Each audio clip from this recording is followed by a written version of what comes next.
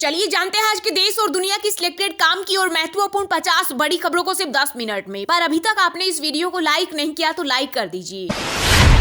अग्निपथ योजना सेना के साथ खिलवाड़, पैसा बचाने के लिए लाई गई अग्निपथ योजना। कांग्रेस बोली सत्ता में आए तो पुरानी व्यवस्था लाएंगे। कांग्रेस अध्यक्ष मल्लिकार्जुन खड़गे ने राष्ट्रपति मुर्मू को लिखा पत्र, कहा बीजेपी ने युवाओं के साथ किया छलावा, भारत का युवा प्रधानमंत्री मोदी को कभी माफ नहीं करेगा। पीएम मोदी ने 41,000 करोड़ के रेल प्रोजेक्ट्स का किया उद्घाटन। अमृत भारत योजना के तहत देश भर के 553 रेलवे स्टेशन होंगे रीडेवलप। इनमें 1500 रोड, ओवर ब्रिज और अंडरपास भी शामिल। बोले नया भारत बड़े सपने देखता है और उन्हें पूरा करने के लिए दिन रात काम करता है। मोदी सरकार ने पाकिस्तान का पानी किया बंद। रावी नदी पर बनाया शाहपुर कंडी बांध। इस बांध में करीब 400 फुट तक जल भंडारण होने के बाद ही पानी सिंचाई के लिए दिया जाएगा। इससे जम्मू और कश्मीर की 32,000 और पंजाब की 5,000 हेक्टेयर भूमि को पानी मिलेगा। जानबूझकर आंदोलन को लोकसभा चुनाव तक टालना चाहती है सरकार। पंजाब और केंद्र सरकार पर बरसे किसान नेता राकेश टिकैत। कहा केंद्र सरकार की पॉलिसी है कि इस आंदोलन को चुनाव तक आगे ले जाओ ताकि चुनाव के बहाने इसे दबा दिया जाए। आज केरल दौरे पर रहेंगे पीएम मोदी। इसरो की 3 तकनीकी सुविधाओं का करेंगे उद्घाटन। इस दौरान गगनयान मिशन की भी करेंगे समीक्षा। दिल्ली शराब घोटाला मामले में 7वें समन पर भी ईडी के सामने पेश नहीं हुए सीएम अरविंद केजरीवाल। आम आदमी पार्टी ने कहा रोज समन भेजने की बजाय ईडी कोर्ट के फैसले का करें इंतजार। साथ ही कहा कुछ भी कर ले हम गठबंधन नहीं छोड़ेंगे। देश में संविधान बदलने का किया जा रहा प्रयास। कांग्रेस अध्यक्ष मल्लिकार्जुन खड़गे ने मोदी सरकार पर साधा निशाना। बोले आने वाले दिनों में देश में होगी मोदी जी की तानाशाही और चुनाव हमेशा के लिए बंद हो जाएंगे। कश्मीर भारत का हिस्सा और हमेशा रहेगा। नेशनल कॉन्फ्रेंस के अध्यक्ष फारूक अब्दुल्ला का बड़ा बयान। बोले इस मुद्दे को लेकर कोई सवाल ही नहीं है। कश्मीर भारत का हिस्सा है, भारत का हिस्सा रहा है और हमेशा भारत का हिस्सा रहेगा। किसानों के खाते में आएगी 2,000 रुपए। पीएम 28 फरवरी को ट्रांसफर करेंगे 16वीं किस्त। घर में भारत की लगातार 17वीं सीरीज जीत। 12 साल से अपनी जमीन पर नहीं हारी टीम इंडिया। इंग्लैंड पर जीत की हैट्रिक। भारत की तरफ से कप्तान रोहित शर्मा और शुभमन गिल ने दूसरी इनिंग में लगाए 68। अब पुश्तैनी जमीन नहीं बेच सकेंगे भूस्वामी। बिहार सरकार ने लागू किया नया नियम। अगर भूस्वामियों के पूर्वजों के नाम से जमाबंदी कायम है तो उसे अपने नाम से कराने के लिए आपसी सहमति से बंटवारा करना होगा। ज्ञानवापी परिसर स्थित व्यास जी तहखाने में जारी रहेगी पूजा। इलाहाबाद हाईकोर्ट का बड़ा फैसला। मुस्लिम पक्ष की याचिका की खारिज। कहा वाराणसी अदालत का फैसला सही। जिनकी कोई गारंटी नहीं लेता उनकी मोदी गारंटी लेता है। देश के सबसे बड़े टेक्सटाइल इवेंट भारत टेक्स 2024 में बोले प्रधानमंत्री नरेंद्र मोदी। यूपी के डिप्टी सीएम केशव प्रसाद मौर्य ने राहुल गांधी, अखिलेश यादव पर कसा तंज। कहा बुड्ढे हो गए यूपी के लड़के। भाजपा प्रदेश की सभी 80 सीटें जीतने जा रही। यदि सपा, बसपा और कांग्रेस साथ में आए तो भी इससे कोई फर्क नहीं पड़ेगा। जम्मू कश्मीर में बनी इंडिया गठबंधन की बात। कांग्रेस नेशनल कॉन्फ्रेंस और पीडीपी सीट शेयरिंग के लिए राजी। अब 28 फरवरी को हो सकता है गठबंधन का ऐलान। आयुष्मान योजना एक बहुत बड़ा घोटाला। दिल्ली सीएम केजरीवाल का मोदी सरकार पर गंभीर आरोप। तंज कसते हुए बोले इस योजना में परिवार को एक कार्ड मिलता है और 5 लाख रुपए का इंश्योरेंस दिया जाता है। अगर एडमिट हुआ तो इलाज होगा, लेकिन कोई उत्तराखंड में जाता है तो वहां अस्पताल ही नहीं मिलता। मैं लोगों की जिंदगी से सरकार को निकालना चाहता हूं। पीएम नरेंद्र मोदी का बड़ा बयान। कहा हमें ऐसा देश बनाना है जहां सरकार का बिल्कुल भी दखल ना रहे, खासकर मध्यम वर्ग के लोगों के लिए। कांग्रेस का बूथ कार्यकर्ता भाजपा में लाऊ। लोकसभा चुनाव 2024 से पहले केंद्रीय गृह मंत्री अमित शाह ने बीजेपी कार्यकर्ताओं से कहा अब कांग्रेस के बूथ कार्यकर्ताओं को भाजपा में लाना है। कांग्रेस का संपूर्ण सफाई के लिए यह करना जरूरी। असम में मुस्लिम खतरे में। मुस्लिम मैरिज एंड डिवोर्स हुआ रद्द तो सीएम हेमंत बिश्वा शर्मा पर भड़के असरफुल हुसैन। कहा बीजेपी सरकार मुसलमानों को टारगेट करने के लिए ये सारे टूल्स ला रही है। इन कानूनों को हटाकर ये लोग मुसलमानों के अधिकारों को खत्म करना चाहते हैं। पंजाब में 11 मार्च को होगा ट्रेनों का चक्का जाम। केंद्र और पंजाब सरकार के खिलाफ मजदूर यूनियन ने किया ऐलान। पैदल यात्रा भी निकालेंगे। भाजपा के राष्ट्रीय अध्यक्ष जेपी नड्डा ने लोकसभा चुनाव को लेकर पार्टी के केंद्रीय कार्यालय में संकल्प पत्र सुझाव अभियान का किया शुभारंभ। इसके साथ ही विकसित भारत मोदी की गारंटी रथ को भी हरी झंडी दिखाकर किया रवाना। जब तक मैं जिंदा हूं असम में बाल विवाह नहीं होने दूंगा। विधानसभा में विपक्ष पर गरजे सीएम हेमंत बिश्वा शर्मा। वहीं कांग्रेस और एआईयूडीएफ ने किया वॉकआउट। ईडी के 7वें समन पर भी नहीं गए। अब तो अरविंद केजरीवाल को मिलना चाहिए नोबेल पुरस्कार। विजेता प्रवक्ता शहजादा पूनावाला ने दिल्ली के सीएम पर कसा तंज। कहा, पहले आप भ्रष्टाचार करते हैं, फिर अत्याचार चिल्लाते हैं। बेटे की शादी से पहले मुकेश अंबानी के हाथ लगी बड़ी डील। रिलायंस इंडस्ट्रीज और वोल्ट डिज्नी ने अपने मीडिया ऑपरेशंस को मर्ज करने के लिए एक बाइंडिंग पैक्ट पर किए साइन।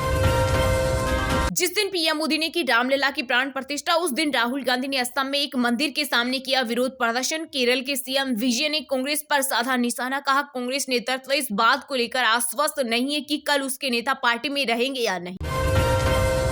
राजकोट के लोगों का पीएम मोदी ने किया धन्यवाद। कहा, 2002 में पहली बार में यहां से विधायक चुना गया था। मुझसे गलती हो गई। मानहानि केस में सुप्रीम कोर्ट से बोले सीएम अरविंद केजरीवाल। मशहूर गजल गायक पंकज उधास का मुंबई में निधन। 72 साल की उम्र में ली अंतिम सांस। वे लंबे समय से बीमार चल रहे थे। 2006 में पद्मश्री मिला था। Indian coast guard permanent commission case. Supreme court की सरकार को चेतावनी, महिलाओं को बाहर नहीं रख सकते, आप करें नहीं तो हम परमानेंट करेंगे। कमलनाथ को छिंदवाड़ा में घेरने का प्लान। बीजेपी ने कई कांग्रेसियों को पहनाया भगवा गमछा, बाकियों को लाने का दिया टारगेट।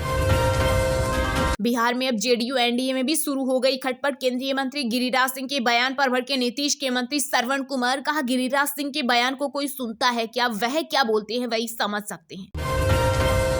T20 वर्ल्ड कप की तैयारी के लिए बांग्लादेश का दौरा करेगी भारतीय टीम। अप्रैल में खेली जाएगी 5 मैचों की सीरीज। पश्चिम बंगाल के चिड़ियाघर में शेर का नाम अकबर और शेरनी का सीता रखने को लेकर उठे विवाद में बड़ा एक्शन। त्रिपुरा के अधिकारियों पर गिरी गाज, सरकार ने किया सस्पेंड।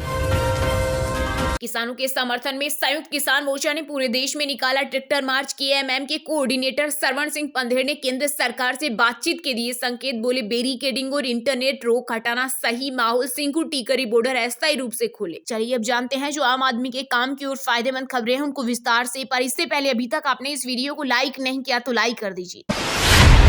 अग्निपथ योजना, सेना के साथ खिलवाड़। कांग्रेस बोली, सत्ता में आए तो पुरानी व्यवस्था लाएंगे। कांग्रेस अध्यक्ष मल्लिकार्जुन खड़गे ने राष्ट्रपति मुर्मू को लिखा पत्र। जी हां, कांग्रेस ने अग्निपथ सैन्य भर्ती योजना को लेकर केंद्र की मोदी सरकार पर हमला बोलते हुए आरोप लगाया कि युवाओं के साथ घोर अन्याय किया गया है और कहा गया है कि अगर वह केंद्र में सत्ता में आई तो पुरानी भर्ती योजना को फिर से लागू करेगी। दरअसल कांग्रेस प्रमुख मल्लिकार्जुन खड़गे ने राष्ट्रपति द्रौपदी मुर्मू को पत्र लिखकर अग्निपथ योजना के कारण सशस्त्र बलों में नियमित रोजगार चाहने वाले युवाओं के साथ हुए घोर अन्याय को उजागर किया। उन्होंने दावा किया कि सरकार द्वारा इनकी भर्ती रोककर अग्निपथ योजना लाई गई है, जिसके कारण इन युवाओं को पीड़ा झेलनी पड़ रही है। खड़गे ने पत्र में लिखा कि यह योजना सैनिकों के समानांतर केडर बनाकर हमारे जवानों के बीच भेदभाव पैदा करने वाली है। 4 साल की सेवा के बाद अधिकतर अग्निवीरों को नौकरी ढूंढने के लिए छोड़ दिया जाएगा। कांग्रेस अध्यक्ष ने दावा किया कि हताशा और निराशा के कारण कई युवाओं ने खुदकुशी तक कर ली। वहीं एआईसीसी मुख्यालय में एक संवाददाता सम्मेलन को संबोधित करते हुए कांग्रेस महासचिव सचिन पायलट ने कहा कि अग्निपथ योजना का कांग्रेस पार्टी ने शुरुआत से ही विरोध किया है क्योंकि ये सेना के साथ खिलवाड़ है। उन्होंने कहा कि देश में करीब 2 लाख युवा है जिन्हें चयनित किया गया लेकिन ज्वाइनिंग नहीं दी गई। कांग्रेस नेता ने कहा, सरकार G20 जैसे आयोजन, प्रधानमंत्री के हवाई जहाज, सेंट्रल विस्टा जैसे प्रोजेक्ट और उनके प्रचार पर करोड़ों रुपए खर्च कर सकती है, लेकिन केवल पैसा बचाने के लिए सेना की भर्ती प्रक्रिया के साथ खिलवाड़ करना देश की सुरक्षा के लिए चुनौती बन सकता है। पायलट ने कहा, हमारा आग्रह है कि जिन युवाओं को चयनित किया गया तो उन्हें नौकरी दी जाए। कांग्रेस पार्टी देश के उन सभी युवाओं के साथ खड़ी है जो सेना में अपना भविष्य देखते हैं। पीएम मोदी ने 41,000 करोड़ के रेल प्रोजेक्ट का किया उद्घाटन। अमृत भारत योजना के तहत देश भर के 553 रेलवे स्टेशन होंगे रीडेवलप। इनमें 1500 करोड़ ओवर ब्रिज और अंडरपास भी शामिल। बोले, नया भारत बड़े सपने देखता है और उन्हें पूरा करने के लिए दिन रात काम करता है। जी हां, प्रधानमंत्री नरेंद्र मोदी ने 41,000 करोड़ रुपए से अधिक के लगभग 2000 रेलवे बुनियादी ढांचा परियोजनाओं का उद्घाटन और शिलान्यास किया। इस दौरान उन्होंने कुछ परियोजनाओं को राष्ट्र को समर्पित भी किया। मोदी ने वीडियो कॉन्फ्रेंस के माध्यम से प्रधानमंत्री अमृत भारत स्टेशन योजना के तहत 553 रेलवे स्टेशनों के पुनर्विकास का शिलान्यास किया। 27 राज्यों और केंद्र शासित प्रदेशों में स्थित इन स्टेशनों का 19,000 करोड़ रुपए से अधिक की लागत से पुनर्विकास किया जाएगा। इस मौके पर पीएम मोदी ने कहा कि आज का प्रोग्राम नए भारत के नए वर्क कल्चर का प्रतीक। आज भारत जो भी कर रहा है वह अप्रत्याशित रफ्तार से कर रहा है। प्रधानमंत्री ने कहा, आज के भारत ने छोटी चीजों का सपना देखना बंद कर दिया है। हम बड़े सपने देखते हैं और उन्हें पूरा करने के लिए दिन रात काम करते हैं। ये नए विकसित भारत का संकल्प है। इसके अलावा प्रधानमंत्री ने 1500 रोड ओवर ब्रिज और अंडरपास का शिलान्यास किया और इनमें से कुछ को राष्ट्र को समर्पित भी किया। ये रोड, ओवर ब्रिज और अंडरपास 24 राज्यों और केंद्र शासित प्रदेशों में स्थित है। लगभग 21,520 करोड़ रुपए की लागत से इन परियोजनाओं का निर्माण किया गया है। प्रधानमंत्री कार्यालय के मुताबिक ये स्टेशन शहर के दोनों किनारों को एक साथ मिलाते हुए शहर के केंद्र के रूप में कार्य करेंगे। इन स्टेशनों पर सुंदर भूदृश्य, इंटरमोडल कनेक्टिविटी, बच्चों के खेलने का क्षेत्र, कियोस्क, फूड कोर्ट समेत आधुनिक यात्री सुविधाएं उपलब्ध होगी। इन स्टेशनों को पर्यावरण और दिव्यांगों के अनुकूल पुनर्विकसित किया जाएगा। इन परियोजनाओं से भीड़ कम होगी, सुरक्षा व संपर्कता बढ़ेगी और रेल यात्रा की क्षमता व दक्षता में सुधार होगा।